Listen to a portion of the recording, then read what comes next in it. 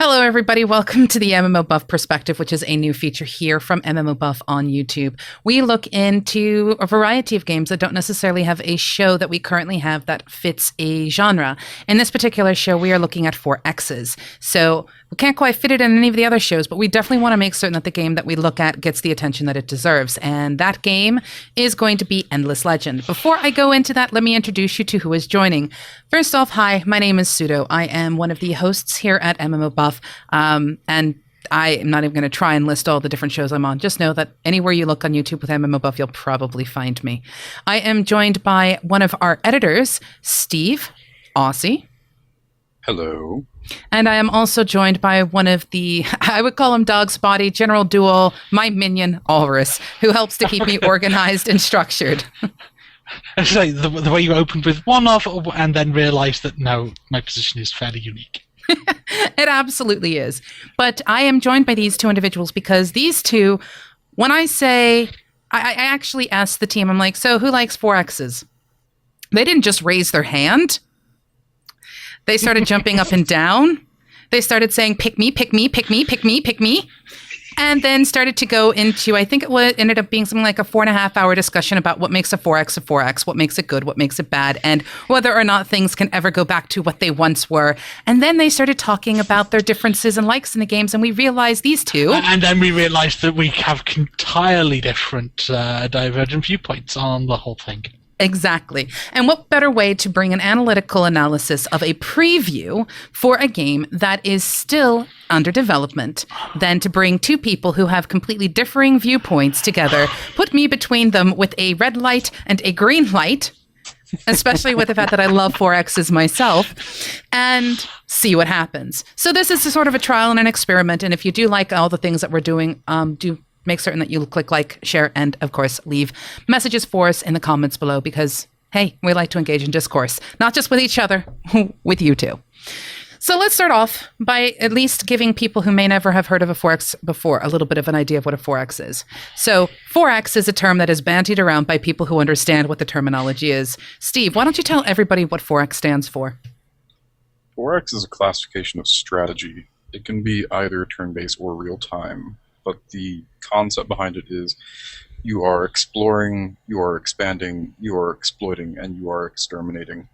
And some 4X go to the length that you can have alternate ways to win, such as diplomacy or religion or different games choose different ways. Technology is a pretty common one as a second to the extermination route, which is conquest victories or domination victories in some of these games. But ultimately, there's usually a tech tree, there's usually a map, there's usually some units on that map, and the better you understand your situation, the world's layout, and your enemy's situation, the better you're going to do. You can develop multiple different strategies, but we're not here to tell you how to win. No, that is definitely one thing we want to avoid. What we are going to do, though, is we are going to take this game from, my brain just had a small hiccup, but from Amplitude Studios. And the game is called Endless Legend. And do you see that lovely brown chair behind Steve, behind Aussie right now? We're going to put the game in there and we're going to put it through therapy. That's basically what we're going to do. We are going to turn that into the therapeutic chair for the game. And what I should do is in future perspectives is I should have you print out a gigantic logo for the game and just put it on the chair. And, you know, we could really give it a t-shirt or something. I don't know. But what we're going to do is we're going to look deeply into it. So can you do me a favor, Ulrich, and tell people in general, because you know the specifics we're going to be getting into in this show, but can you tell people a little bit about what Endless Legend is? Okay, Endless Legend is it's a fantasy game, so it's a bit more kind of medieval sword and sorcery, but it's its own setting. It's not any currently established setting. They've come up with their own new one for it. And as far as sort of games go, it does a lot of things different to some older 4X games that have perhaps stood the test of time and been very iconic in the genre. Some of those are for the better, and in my opinion, some of those are for the worst. And I think the points that I think are good and bad, I think are the one completely diametrically opposed with Occi. But Now you understand. Get these two together, and you will probably get a very rich concept. And I'm sure someone at some point in time will be Team Occi, and someone will be Team Alris. I mean, 4X strategies. So you mean the Maybe. winners and the losers? Oh, shots fired. Shots fired across the bow. I'm on a boat. Okay. All right, let's do this then. We're going to look into, in this particular genre, because it is a 4X, we're going to look at the 4 key things that make a 4X, which is the explore, expand, exterminate, exploit. And I did it backwards, and I do apologize. Don't hurt me. And, okay, we're going to look at it for things, but with any good 4X game, they all bleed into each other. They have to interact in some way, shape, or form. You can't do any of them without some interaction of all of them, because, for example, in order to exterminate, you've got to have the units. And how do you get the units? By building them. How do you get the resources? By exploiting the surroundings and the resources in the land. Exactly. And you can't find those unless you don't explore. Exactly. So they all interact together, etc. So we're going to dive right into Endless Legend, and we're going to look to start at the exploration side of things. So I guess I am going to pick on you, Alris, because that seems to be the best way to start out this out, and then we'll give Occi a chance to sit there and go, but you are wrong. And then we'll let you have a chance to say, but you are wrong. We'll see what ends up happening. But can you tell me a little bit when it comes to Endless Legend? Because we've all played the game. So we've all had a little bit of experience with it. Yeah. And again, as a big reminder to people, please understand this is in preview. This is in beta. This is not even at a 0.5. Most releases are a 1.0. This is at a 0.4.8. And that is where it is at when we've recorded this episode. So when it comes to exploration and Endless Legend, tell us a little bit about what makes it different from other 4Xs out there. Actually, when it comes to straight out exploration, not a huge amount. It plays very much like a traditional sort of open world 4X, something like your Civilization. You have a map, you have your unit, you move your unit, you uncover fog of war, and explore the terrain, and you know what's there. And there are hexes. Exploration, yeah, there are it's hexes rather than a grid, which is a fairly new thing in 4Xs. Traditionally, with those, it was always a grid before. Now it's moved over to hexes, which I think is actually slightly better, but. Well, I think it adds a whole nother dimension to it because it doesn't limit you. It adds a lot more variety and adds a whole bunch of flexibility in the play. But go ahead. It's a bit better, but different squares have different terrain types. Some of them might have specific resources. By and large, in terms of just straight out explore, there's not a whole lot different. You've got ruins where you can find things, much like in Civilization. It's very, very similar, at least in terms of exploration and how that's handled and looking around. The differences come everywhere else. Would you agree with that, Steve? To a point, but not exactly. And it begins. Rightio. I think some of the disagreements are going to be quite what we consider exploration compared to other things, and I think on this one, I'll concede that similar to, say, if you're working on a hex board and you are able to uncover fog of war and find goody huts, and you're able to find neutral enemies that in Civ are barbarians, but I would akin the experience closer to elemental, specifically Fallen Enchantress, because you have spawn nodes for neutrals, and you also have outlying structures that you can either explore or resources you can pick up and such on the world map. But there's more diversity than just goody huts and barbs out there. There are other terrain features that you can spot that are in Civilization. That'd be like cows and wheat. Strategic resources are going to benefit your economy specifically, whereas those sorts of resources are more instrumental to your city's growth, a micro level. And those too show up in different forms. So I would agree that much like Civ, it has those things going for it. Differently than Civ. Civ is completely open world, whereas Endless Legend is territorial by nature. There are borders and perimeters that identify sections of the map as being separate from one another. And that's a pretty big difference. Perhaps the other huge difference is weather changes.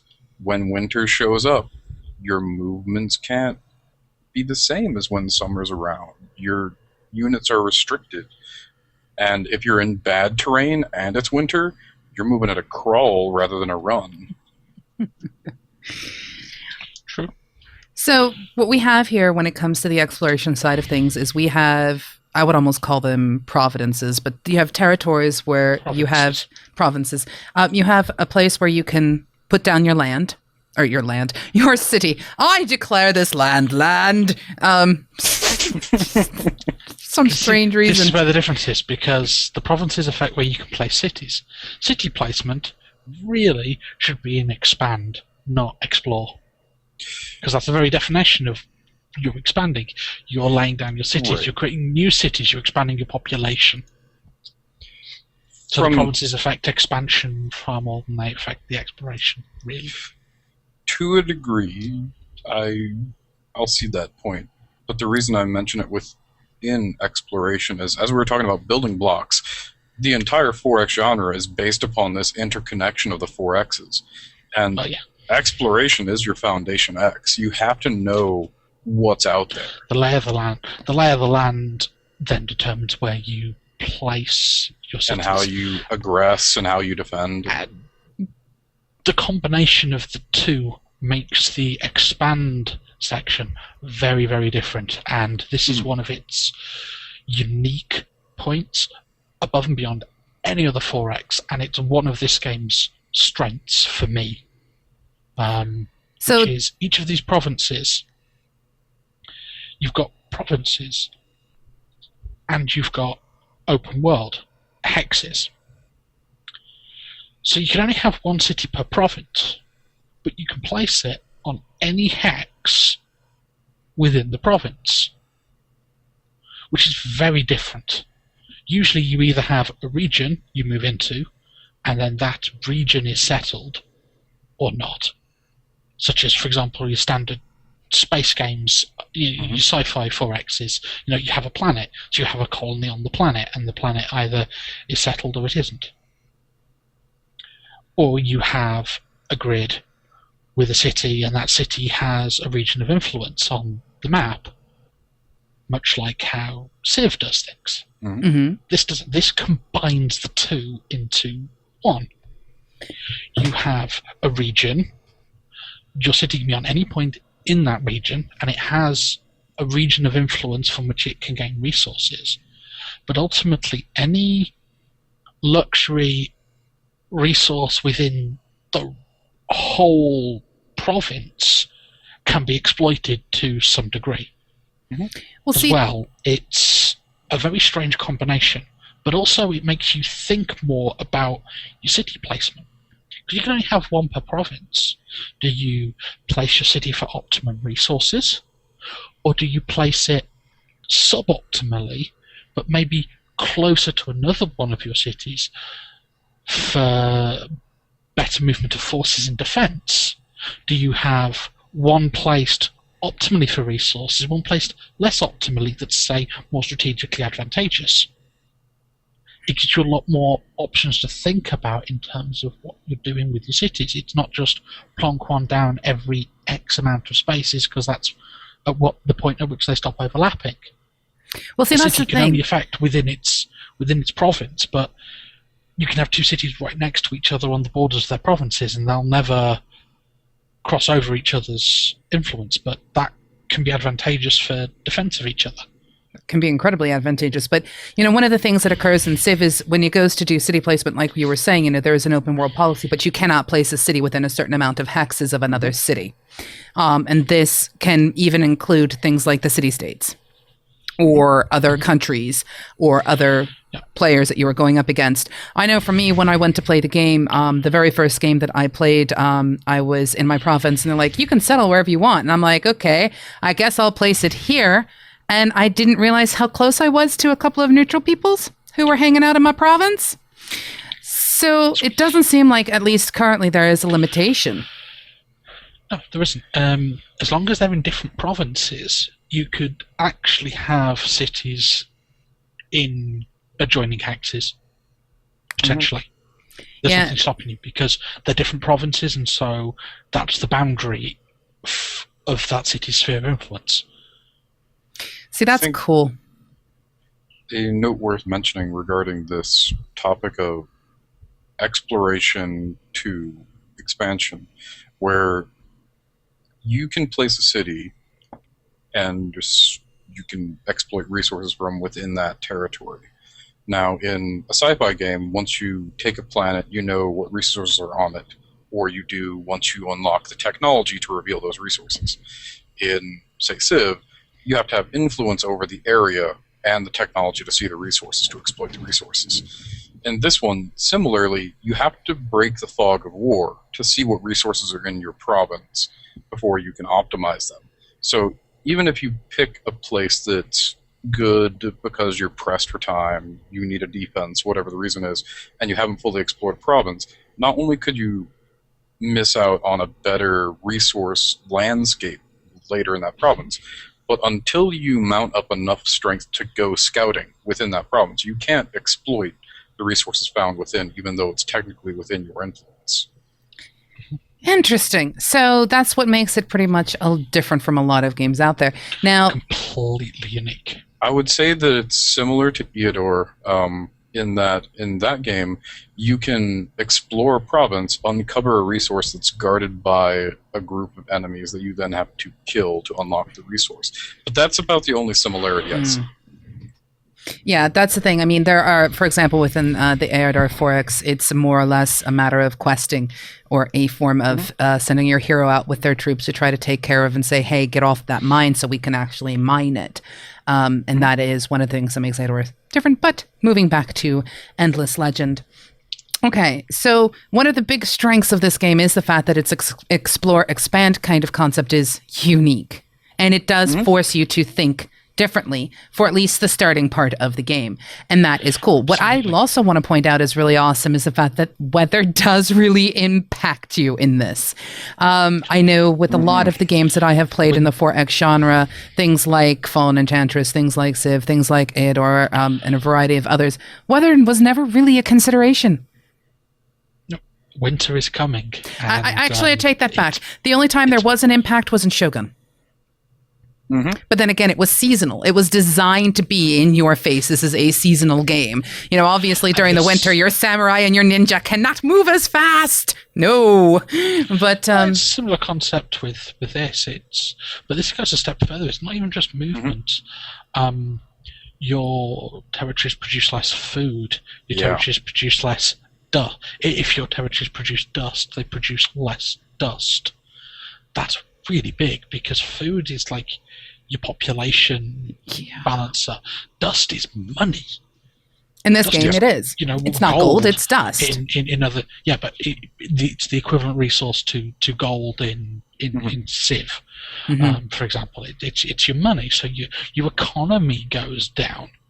For one of the factions, that's really painful. If you suddenly have lose all of your dust production for one of the factions, that's really painful, because that's their entire gameplay mechanic is dust and manipulating it.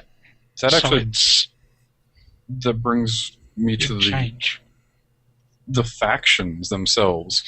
as with any good 4X, you have differences among the factions, and that's going to correlate to differences in your strategy as well as how the 4Xs impact you and how you expand, explore, exploit, and exterminate. Perhaps an example of this is one of the factions starts with flying units. They don't all. And some of the factions are better at food optimization or dust optimization. And the changing weather impacts them differently. And so not only is it affecting your gameplay, but it can affect your gameplay differently depending on what faction you try and play as.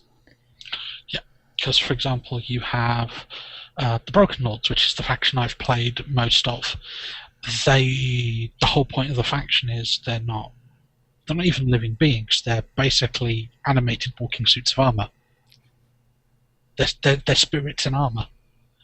And so their entire mechanic is based on dust, because their population doesn't grow naturally. You effectively use dust to magic them into existence. Mm-hmm. So you have to buy, all of your city population increases, you have to buy with dust. Your units don't heal. You have to pay dust to bring your units back up to full strength. So their economy is incredibly important. If their economy is weakened in any way, it really hurts them very, very hard. Now, see, this is the thing that I think I'm really appreciating about Endless Legend, is the fact that 4Xs require strategy. Welcome to what a 4X is. However, how you apply even the tiniest little tweak to a game, for example, weather patterns that are actually impactful, and they actually have a very, very powerful impact upon what is going on of the different, I wanted to say civs, but basically the different races you have access to. They are impacted by it. That's in the game right now. And that means that that's a whole nother thing. I mean, do you spend an entire season leading up to winter to ensure that you have everything that you need for when that winter hits? Or do you just say, screw it, I'm going to try something else and see what I do with it? I mean, the fact that you have this added mechanic, it's not just about the technology tree. It's not just about handling the population and the racials that are available for each of the individual species and things like that. You've got this added mechanic of, hey, I'm going to come and stop you from growing. I'm going to cause you mischief and mayhem. And that's fascinating. It just adds another richer element. So when it comes to the exploration, when it comes to the expansion, they've got some subtle differences, and there are some real strengths because there are certain things that are just unlike anything else that we have seen. So, yeah, I mean, one of the factions is basically the zombie horde. Literally, that's what they are. They're necrophages. They are literally the zombie horde.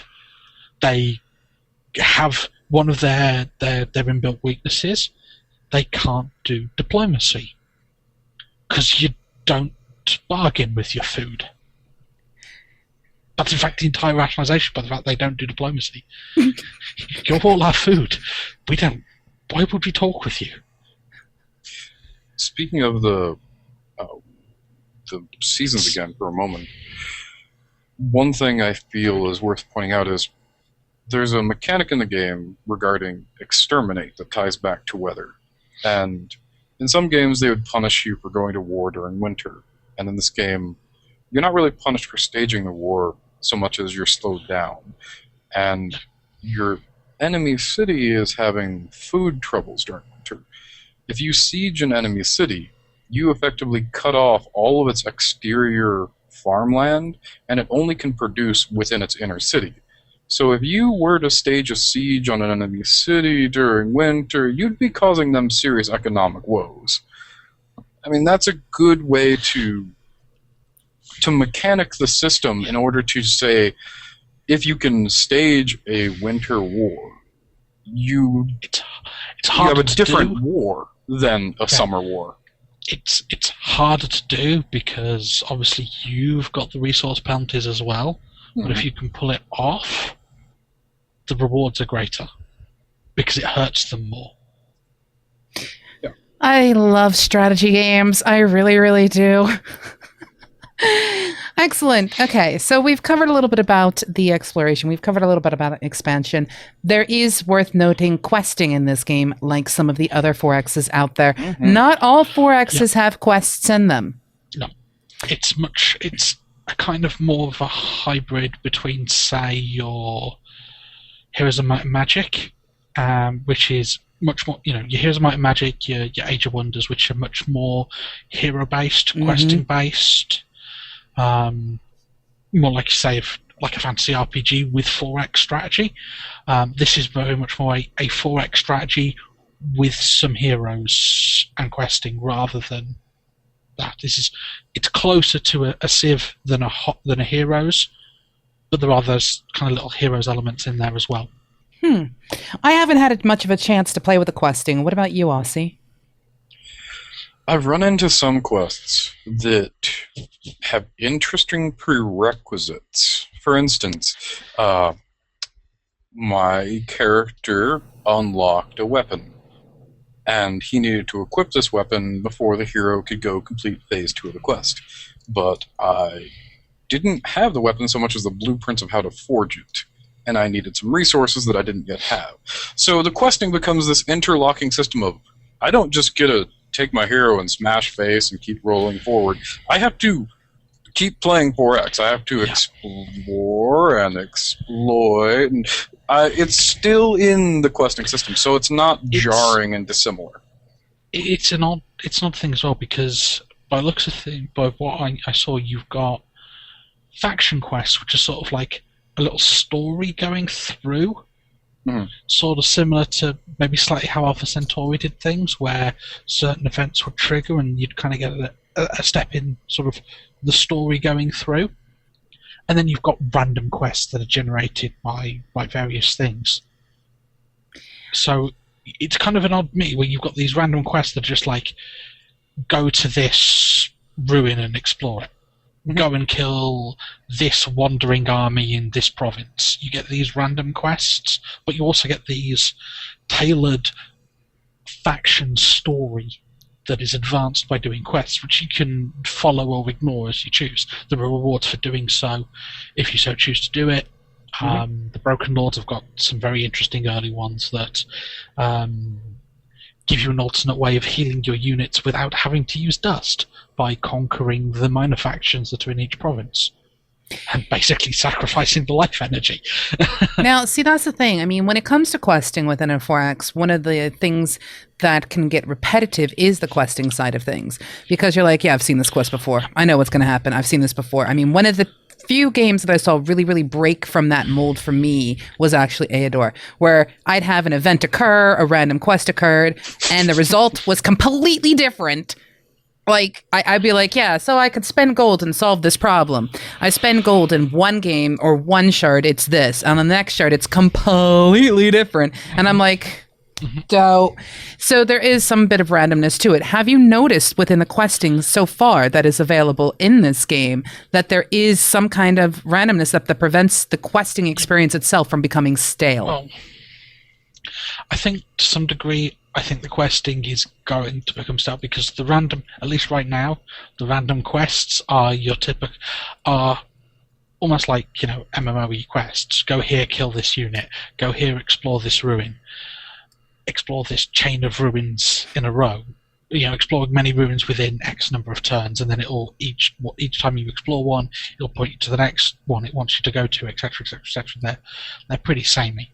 Obviously, the story ones are a bit more things because obviously if you complete them, they give you useful things, but it's something to build into your strategy because, like, for example, the early Broken Lords ones are about researching X amount of technologies. But the thing is, they keep you researching Era 1 technologies long after you can move on to Era 2 technologies. So there's downsides to following those quests. So you've got to think about if you want to complete them, and if so, when. Are you going to rush it and go for it now for that reward, or are you going to hold off because you want this technology that's a bit further down the tree? There's another random quest I saw similar to that, which was a go settle a specifically named territory. And maybe you don't want to. Maybe that territory isn't advantageous to your strategy. And you could do the quest, but it's going to impact the rest of your game experience. So I think some of the random quests are really interesting, and I think there's enough variance that I haven't seen them duplicated to the point that I'm tired of it yet. But I haven't played the same faction enough times in a row to know if their story quest progresses identically each time. Okay. Well, let's move in to the next topic then. So we've covered a bit about the expansion. We've covered a bit about the exploring. We know that in order to explore, you need to have units. So obviously, we should take a look at units. Now, for a lot of 4X strategy games, we're familiar with things like having your army, and some other games, they have a specialization with having heroes that walk around with armies. So when it comes to Endless Legend, you do have a hero. And you have army units. Heroes. Yeah, you can have lots of heroes. You can do all kinds of crazy things. But what do you believe, the units themselves unique or not so unique in this? I mean, I know that you can customize them. Yes, there's customizing, but it's... Rather than say, I don't know, more like Master of Orion was much more here is a battleship, fit it how you like. This is more of here's a unit, this is a standard soldier, give it its equipment. Here is a cavalry unit, give it its equipment. Here is an archer, give it its equipment. It's not like you can make it's hard to do it as here is a battleship, but it's focused on hard-hitting, close-range stuff. Here is a battleship that's basically an artillery piece. Your soldier is still a frontline soldier. Your archer is still an archer. It's just got a particularly good bow, but no armor.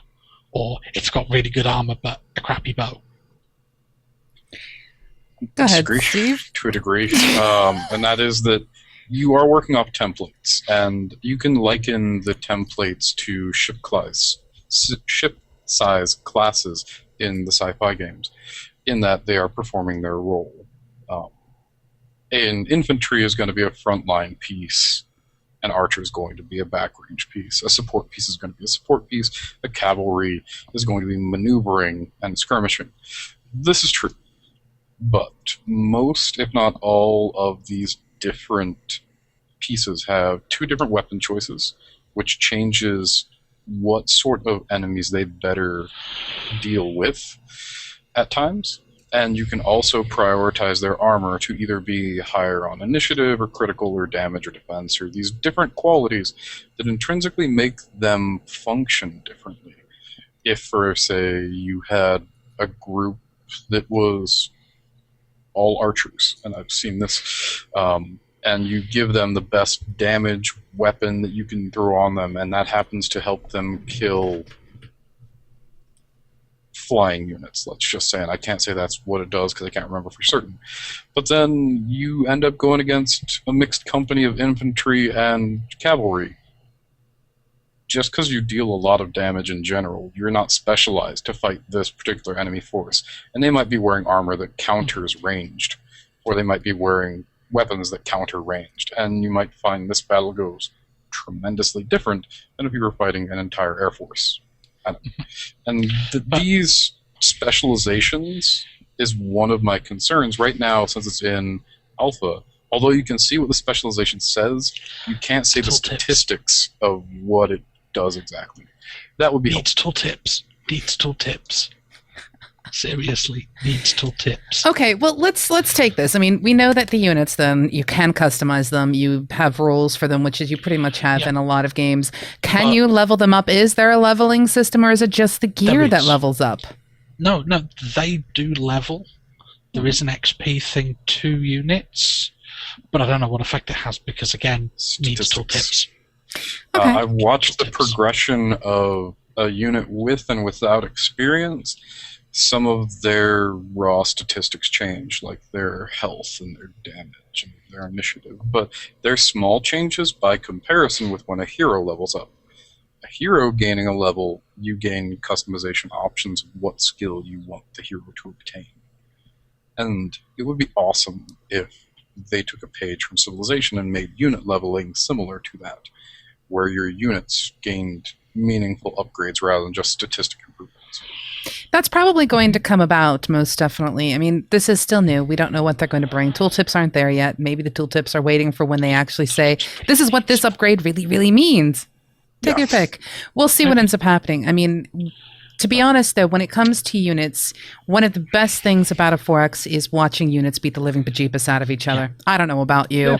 I appreciate that. So when it comes to skirmishes, when it comes to battles, when it comes to fights... This is one of the biggest point of contention because Occi loves it. I hate it. Okay, so I guess the question should be... I guess what we'll do is we'll start off with you, Alris, and we'll let you have your statement about battles, and then we'll come to you, Occi, and let you speak on battles as well. I'm purposely, just for those watching, I'm keeping my mouth shut when it comes to battles and things like this because I enjoy watching these two argue. I consider this a little treat for myself. Okay. I hate the battle. I hate the unit combat to the point where I now just auto-resolve every single battle because I despise and loathe the way the combat works within the game. Okay, let's do this. Let's have a little bit of a talk about what exactly the combat is and why you have an option to say auto-resolve. Okay, right. So you deploy your units at the start of a battle, and the battlefield is based on the surrounding terrain in which the battle takes place. So this bit's quite cool. When you move your army into a unit, it actually zooms in on the map, brings up that section of the world map, blows it up into your battlefield, and you are fighting on the surrounding terrain. That's quite cool. Units on either side that are reasonably nearby can come in as reinforcements partway through the battle. This is really a cool idea. And again, not that I'm aware of, really been done by any other 4X before. However, where it falls over is the actual, once the battle starts, you issue orders, very general orders. It's more akin to Frozen Synapse than a 4X game. You issue a kind of general order of, you go and attack that unit, you move in that direction, you go over there. In the absence of anything directly to do, be offensive or be defensive or hold your ground and only attack something that comes near. And then you hit play and and then you just hit play and watch for 2 turns until it comes back to you. It's set up some general orders and then hope it doesn't all go to hell in a handbasket. All right. So what would you say needs to be worked on and improved to make you a happier pony? I wanted to call you a punny. A punny pony. Give me some unit control. Any unit control whatsoever. I just see this face from Steve. Okay. Because, yeah, it's like, I said it, I do things like, okay, so I want to attack you, and I want to attack you, and hit play, and that unit comes over here, and that unit comes over here, so now my units are trying to do this and get mown down in the crossfire, basically, because I couldn't do anything.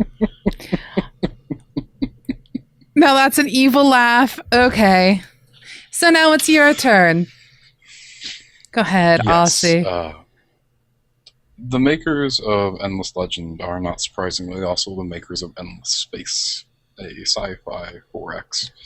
And I believe that this is a spiritual successor in the sense that the combat is a spiritual successor from Endless Space imported to Endless Legend.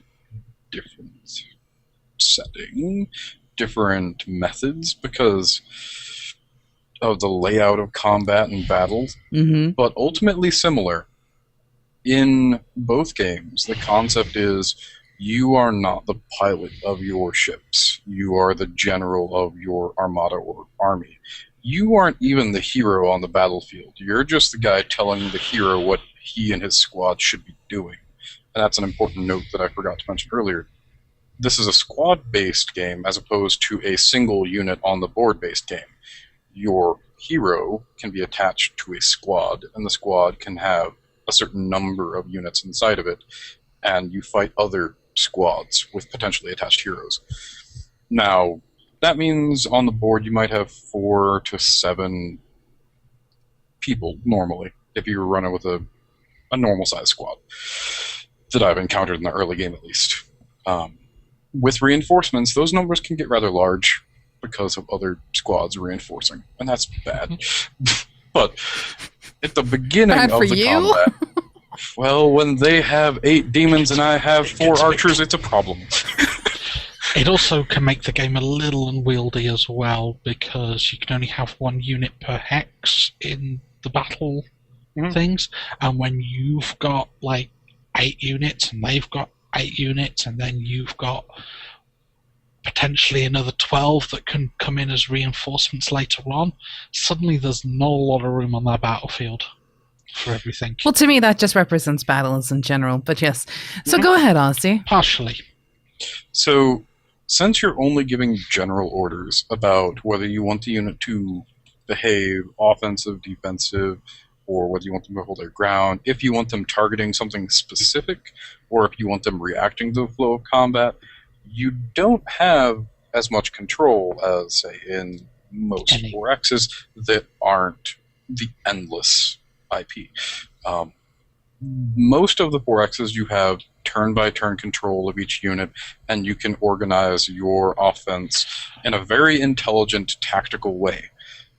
In this game, part of the strategy is estimating what your opponent's going to do in the next 2 turns and arranging your units to not only keep themselves alive, but do enough offense in order to neutralize what your opponent may do. So it's a chess game that you play with 1 turn of absolutely no control, which is round 2, and the first turn you have some pretty direct orders. So if, for instance, I have 4 guys and they have 4 guys, and 2 of mine are ranged and 2 of mine are infantry, I might tell both of my infantry to go attack the same unit, and both of my range to attack the same unit. And in round 1, I'm going to kill 2 of their 4, because I'm stacking in my damage. And my infantry, by virtue of positioning the right targets, may take up the frontline position. Or, if my enemy does something tricky and runs to the flank, my infantry may run after them, and I may leave myself exposed. But I need to know the options that my enemy has to know what strategy I need to employ to counter it. Yeah, and not just march wall of dudes forward, shooting as I go. This tactic of marching dudes forward, shooting as I go, I see in 4Xs. It's not very strategic. It's, I win by critical mass. On the other hand, though, right now, the AI, it's like, I've got my unit, and I want that front line to go forwards, and where necessary, engage their units that are going to come forwards. But my problem comes is, almost never, the AI almost never, that unit doesn't come forward to attack this. Inevitably, that unit comes over here, so this unit then does this, and then gets hit from the back by another unit. And it's just like, now everything's completely all over the place, and I can't do anything about that. Okay, so when it comes down to the combat style of the game with the units that are going on, there is in one realm some things to improve on, but there is some things that make this incredibly interesting as a concept. For example, reinforcements. I have never in a 4X seen reinforcements. I mean, yeah, if you've like Occi was saying, if you play a game where it's a matter of critical mass, you have a line on the grid of 7 deep you have your archers, your healers, you've got your infantry there, you've got your range. When you have something like that and you hit critical mass, you literally cannot stop that. I mean, that ends up being like your I win button. But it snowballs, yeah. But when you have the option of having a battle that is already taking place, and what makes this, like you said, you zoom in, you look at it, and all of a sudden you're thinking, whew, okay, I've just about cleared off the pieces on the board. Oh, bugger. They've just added reinforcements. Bugger. To me, that adds an entire new depth to the game, because not only do you have to maintain and monitor this, but you still got your cities going on that you got to take care of. You still got all the other stuff going on. You might be in another skirmish somewhere else. I mean, there is an awful lot to be said for what's being brought forth through at least the combat side. I like the ideas. I think the implementation would be better. I could. Well, it is still a preview, so I could handle my single biggest change to make it more would be to not make it 2 turns. I could handle general orders if it was a turn, much like, say, Frozen Synapse. You set the things up, and then you see what your opponent did, and now you have to deal with what the situation is now, as opposed to, right, I did this. Maybe my decisions weren't as great as they could have been. However, in that turn, I've now been completely wiped out, and I've had no chance to respond. And that's a marked difference between Endless Space. In Endless Space, the combat was 3 turns long, and you picked a strategy for each of those 3 turns. And you could pre-establish those, or you could adapt to them as one turn is in progress and you're seeing what's happening. You could change your tactic for the next turn. Mm-hmm. So I agree that if they were to shorten the randomness down to 1 turn of general orders rather than having a turn of general orders and then a turn of chaos, because that is usually what it becomes, they could include some people who are less comfortable with that inherent chaos. But I think, personally, it is a good reflection of combat, because when orders are given and time goes on, orders break down. Orders do break down. I completely agree. But I think also one of the flaws right now, and this could be an issue with it being early access, the AI is bad. And not in terms of... Does it cheat? It makes bad decisions. It's more that it makes random decisions that don't make sense, and so because of that, it ends up being stronger than it should be. Because you would expect, if 2 units are going to come forward and attack you, they come forward to attack you. They don't cross over and attack the opposite corner. Okay, I see exactly what you're saying. It comes forward to attack, but it does so randomly. Right. It goes, here's a unit, it's going to attack, roll a dice, that one. You can't make any kind of prediction about what it's going to do. You're playing up against an opponent you cannot predict. And that so it's like you end up having to make your decisions for 2 turns based on randomness, guesswork, chaos. So, yeah, it's like roll the dice, and it's just like I can't even begin to predict what the enemy's going to do, because this time, I'm sorry, if I was a real world general, if I want to move forward and engage, I move forward and engage. I don't make my units cross over each other, because in a real world situation, your enemies then are going to stand and wait for them to meet, rather than then following. So basically, Alris's advice to everybody at Endless Legends, do me a favor, don't cross the streams.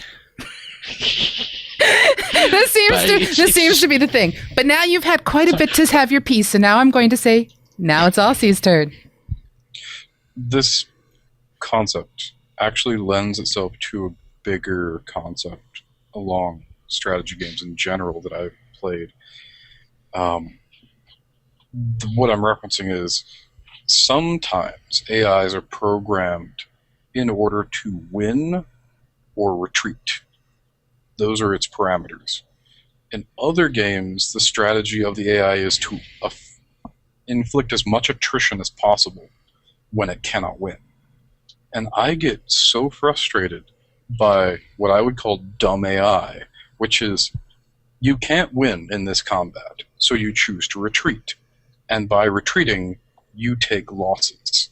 Either you're wounded, or you're letting me hit you for a round or two, or if there is a loss attached to retreat, and you choose to retreat, that's typically worse than if you could inflict attrition upon me and doing so. Yeah. If you can take your cavalry, charge past my front line, hit and either wound or kill my archer, but your cavalry dies, do it. If you know you can't win the war, sacrifice your pieces in the most effective way to cause me as much damage as possible. That makes me slow down my war effort. Absolutely. My biggest issue with the way the enemy AI worked is it's won unwinnable battles because of its completely unpredictable nature. And it moving in basically a random way has then forced my units to go in ways that then become indefensible, and I get cut to pieces.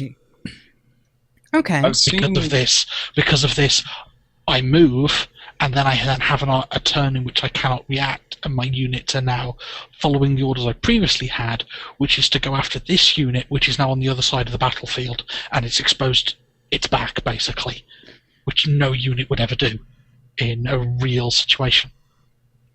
I've seen a rather unfortunate circumstance occur because of how they do simply the mapping of taking the world map and transposing it to the battle map. And that was, I was attacking an enemy layer, for lack of a better term, that was a 3-unit squad with my 4-unit squad. But they were on a peninsula 1 hex wide. They could only spawn on 1 hex of the board. I could only target 1 unit, therefore. So after round 1 was done and their unit was dead, their next unit spawned and attacked. And their next unit spawned and attacked. And my units were kind of like, where'd they come from?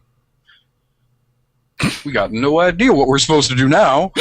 And because of that, because you didn't tell your units specifically to attack them, if you didn't set up to be offensive, your units will then stand there sucking their thumbs and get slaughtered. Like, hey, there's somebody there. It's okay, I'm just going to sit back and have myself a bit of a drink. Yeah. Now, if you tell them to be offensive or to stand your ground, they will generally then engage in ways that the AI decisions let them. But if you told them to be defensive, they will literally sit there and get beaten up and won't think to attack. So I think some of this boils down to the mechanics of the maneuvers need some fine-tuning and a little more explanation of when this occurs, then this will occur, and that's what the mechanic does, just so we as the players have more comprehension of what these maneuvers should be used for and when. That, I think, would clear up a lot of this, where if you know you march your infantry in the position you want them to hold, you tell them hold your ground, you take your archers, you set up the attack pattern you want on your archers, tell them defense in case of whatever, you support units, etc., that you understand what these maneuvers are for, that would be better. Right now, again, this boils down to tooltips aren't yet there. Also, as well, when you're assigning be offensive, be defensive, stand your ground, that's on an army level, not a unit level. If you're auto-resolving, helpful. If you're auto-resolving, it's on an army level. If you are taking command manually, it's on a unit level. Can you? Okay. That's perhaps part of my inexperience with auto-resolving lots. Auto-resolve. I can't stand the way the combat works. I promise you that I use auto-resolve, even though I enjoy the combat system, for any battle that is going to be so easy that it doesn't need my help. I don't lose. Ooh, them's fighting words. My issue is as well that I've auto-resolved before and completely dominated, and then the next fight a couple of turns later, even though I've fully healed up, which is effectively the same fight, I've then lost. Mm-hmm. Fair enough. But there's got to be, I think combat. In order to keep things, if you're going to use auto-resolve slightly enjoyable in a game, there has to be some kind of element of chance. Right now, possibly the element of chance that is in place is a little bit unfair or a bit too far. But remember, this is at a 0.4.8, and there is a lot going for this. I am interrupting you now because it is time to move on, and it is time to move on, and I am moving us on. You shush.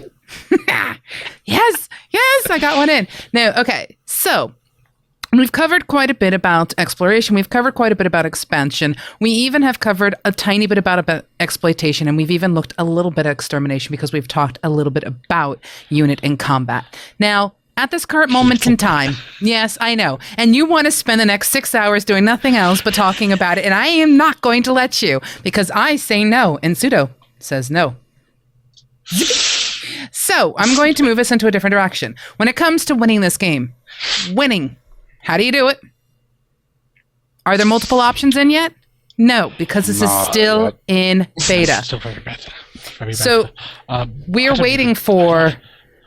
Go ahead. You're so eager to get something in. I'm just saying I've not even managed to win a game yet, because that's something else that needs looking at, which is the difficulty curve. Well, see, that's interesting because there are some people who see this game as too easy and others who are seeing this game as too hard. And it makes me wonder as to what they're using seed-wise to generate these random events that are occurring. Yeah, to me, it's about the minor factions vary massively in their relative power levels.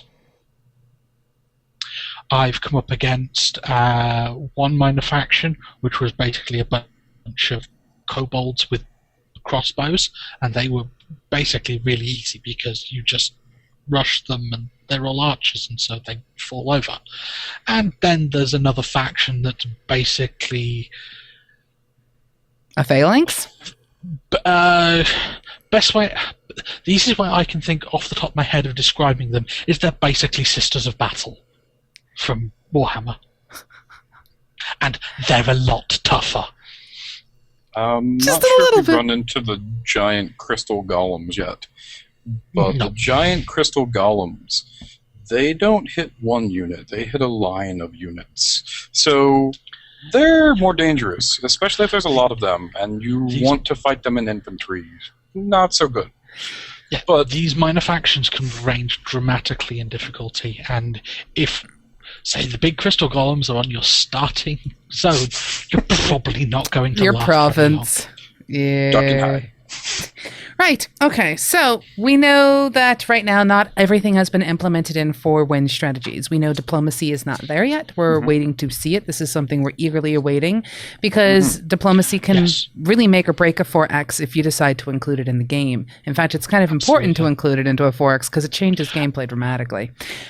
However, and in fact, at the moment, the absence of diplomacy gives an advantage to one of the playable factions, because one of the playable factions is built around not doing diplomacy, and it cannot form alliances with other people. Nah, who wants to form alliances with the zombie horde anyway?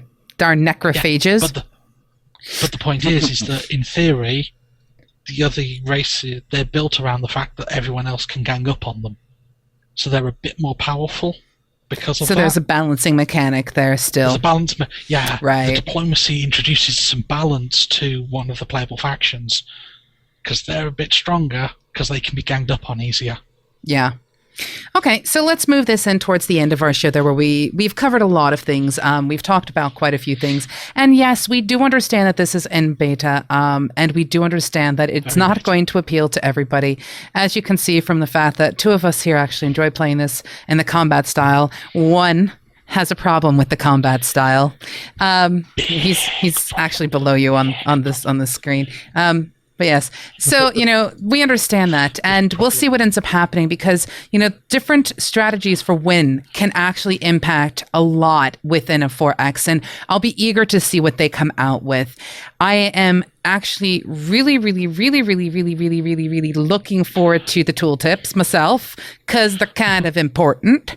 But I'm going to let you each pick one thing that you think that they just need to make sure that they really put a focus on in order to bring this game to its truest fruition. Because honestly, I like the game. I enjoy the game. And there are always going to be little foibles that make it different and make it slightly frustrating for somebody. But, I like what it's trying to do. It's got some new ideas. It's got some fresh ideas. And that's good for the genre. I agree. Because over the years, some combat mechanics have gotten a little bit stale. Even Civ's tried to shake the mold up, and Civ is, the guiding beacon of the genre. Hi, Sid Meier. Even it's decided to sort of start to shake things up a bit, because we all remember the days of we still have our very first spearman sat in our city, and it's fending off. It's fending off future tanks because it's been around. Because it's been around for 20,000 years. I will let you know. I played a game with Occi because Occi and I tend to play 4Xs an awful lot together. But I played a game where he had a unit that started out, and it was one of the very first units you can get, a little slinger. Yep. And by the end of the game, that little thing could do everything. And that little thing, because he was in a war with someone and they couldn't get to him, but they could just hit that slinger. So they just hit the slinger and he healed. Hit the slinger, healed. Oh, tech upgrade the little slinger. And that one little unit basically was a walking god among any other unit on the board. And it was hysterical because it was one of those pieces that when you go to hit it, it has a chance to step back so you'd miss it. Oh God, that was a real fun game. But units and things like that. Particularly like Civ 2 is you'd have your first spearman, and by the end of the game, it's like, here is a spearman, it's fortified in your city. Here is the stealth bomber trying to attack your city. It's getting destroyed by the spearman. Yeah. Because of the way the game mechanics works. Exactly. But when it comes to Endless Legend, what we're going to do is we're each going to state one thing that we'd like to see at least some change or something developed wise in the upcoming months, because this is still in beta and I'm really eagerly anticipating the direction that it's going. So pick one thing that you want them to really focus on. You don't need to go too depth into it because we've covered an awful lot. And then we'll just go ahead and say bye-byes to everybody. So combat. I'm going to let you go first. Go ahead, Alris. Combat. You want combat. Combat. Give me more. Give me some control. Cut it down to a turn, please.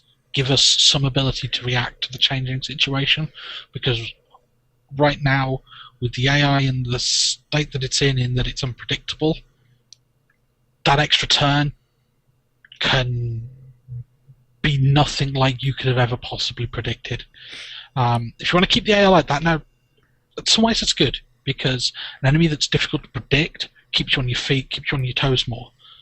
So if you want to keep that incredibly unpredictable AI, cut down the length of time between the ability to issue orders.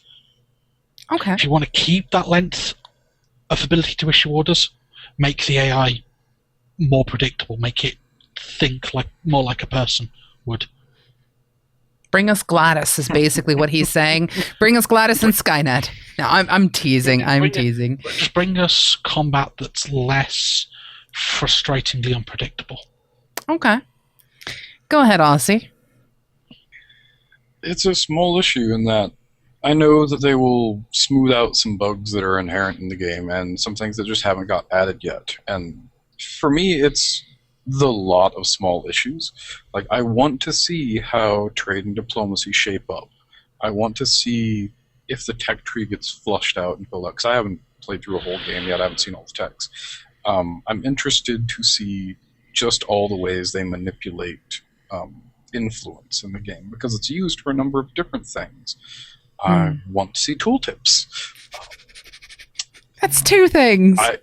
I want to see my units that are in a garrison be able to attack a thing that's sieging the garrison. But these are little things that I assume are either on their radar and know they need to fine-tune, and they're just working through the steps because the developmental process takes a while. It does. An understatement intentionally. I think that in general, they got a lot of things going for them to make it stand out in the 4X genre as not just another Civ clone. And see, for me, I want to see the direction that they take multiplayer. I want to see what they do with that. That's what I'm eagerly awaiting. I'm eagerly awaiting the matches where it's not the computer you're going up against in any way, shape, or form. I want to see what happens if I decide to play a game. Is it going to end up being that sort of hot seat situation where I have to wait for a person who I'm playing with actually taking their turn? There are quite a few who do that. And then if I want to be on the same team as my friend, I don't want to have to wait for my friend to make a turn. You know, so most 4Xs lately have tended to take the hybrid model of everything is simultaneous, unless you're basically at war, at which point then it switches to a more hot seaty style of play. See, that's just it. I've noticed more and more that they've gone this sort of hot seat thing. If I want to play with a friend, I want an option to be my friend is going to be my enemy or my friend will be my ally. And if my friend is my ally, let us take turns at the same bloody time. If my friend is going to be my enemy, I don't care if we hot seat then, or a hybrid. I don't. But it's just something I'll be curious to see what they decide to do with the multiplayer. That's something that I'm really eager to learn. And I'm going to patiently wait. And to be perfectly honest, I am really looking forward to this. I am looking forward to this new style because it does have things that make it unique. And yeah, there are a few things that we're kind of sitting there going, why did you do that? Why? And that's mostly for Alris. But, you know, I understand the frustration. And yes, I'll tell you what, when it comes out, we'll come back and we'll do yet another look, except we won't be doing sort of a preview and looking at where they're developing and the directions they're going. We'll go back and we'll look and we'll see what steps they've changed from when we did this to when they've released it. And we'll see just where it's at and what it's trying to accomplish and if they've reached the goals they've decided to try and go for. So we'll do it that way. So yeah, with that in mind, a very relatively long, but also fun-filled enjoyment and look at Endless Legend. And for those of you who are interested in getting involved with it, you can find all the details below us in YouTube. It'll take you to the store link for you, and you can look at it. And it is from Amplitude Studios. And seriously, if you love your 4Xs and you want something new, definitely check this out. That's my opinion on it. I don't believe this is one that you really want to skip on. I think this is one you definitely want to give it a go. So I can put it in perspective that I back about 0.5 or less % of the try me, I'm alpha access games out there, and it's less than that. I have like a total of 2 among my roster of hundreds of games. It's such a small percentage that it's almost never. This is one that I gambled on, that I said I'll try it in its alpha state because I trust the old IP, Endless Space, and it looks like they have an idea of where they're going with this, making it different. And they have.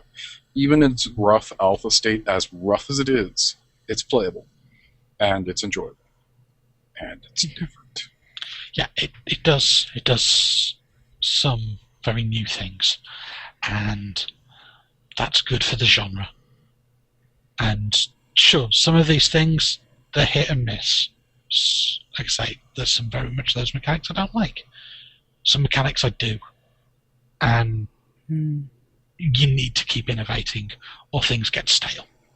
So And true. we don't need any more spearmen beating stealth bombers. We really don't. Alrighty. So yes, this leaves me to thank you, Alris, and you, Aussie, for stepping into the MMO buff. And I completely forgot what we've decided to call this show. The MMOBuff perspective. Ah, yes.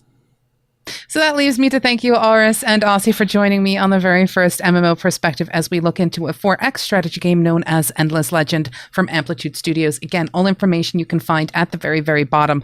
And please do let us know what you think. I mean, this is a new style for us because we're usually live. So we usually have a lot more user interaction. So now it sits on you. Get in touch with us. But yes, on that note, thank you guys so much. Do you want to say your bye-byes? Bye. Toodle pip.